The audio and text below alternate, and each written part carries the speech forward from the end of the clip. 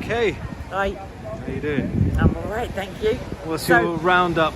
All right, so my highlights of the day, I think when the police realised that they weren't actually needed in as much force, and when they backed off slightly, there were, unfortunately, extreme rudeness from some of the police. There was no need for the heavy-handedness. I'm pretty sure the Parks police wouldn't say it, but I think they were not best pleased with how it was managed.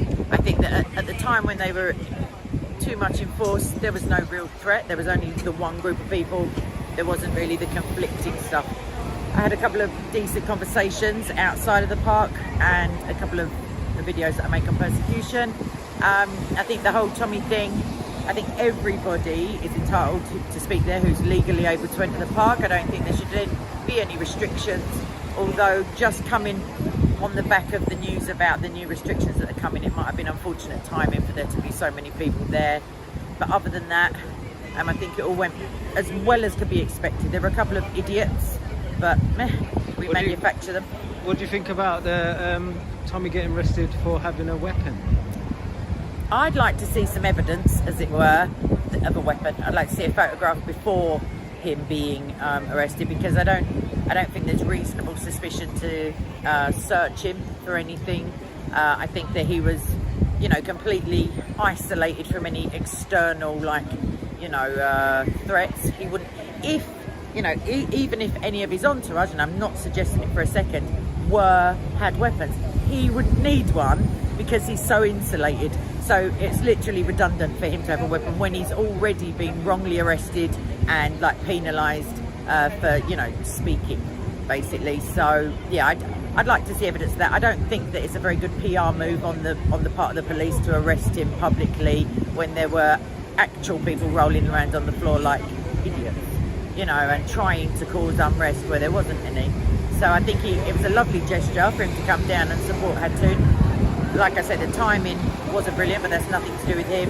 And I think more people should come along to the park who have more of a variety of views, because I'd like to speak about Jesus to all of them, really, but that's just me. What do you reckon about the lockdown now? So no more Speaker's Corner for at least a month, it seems. I think it's bizarre that both times now that increased restrictions have happened, we've been told it's really urgent, but let's wait till Monday or let's wait till Thursday. I don't think the illness is on holiday, or the virus, or whatever everyone calls it.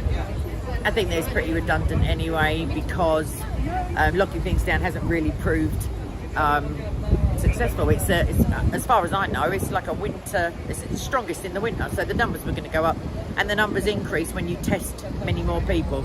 Like I said before, if you tested IQ tests for everyone in the country, you'd find that being a retard was increasing. It doesn't mean they weren't there first, it just means that now we know.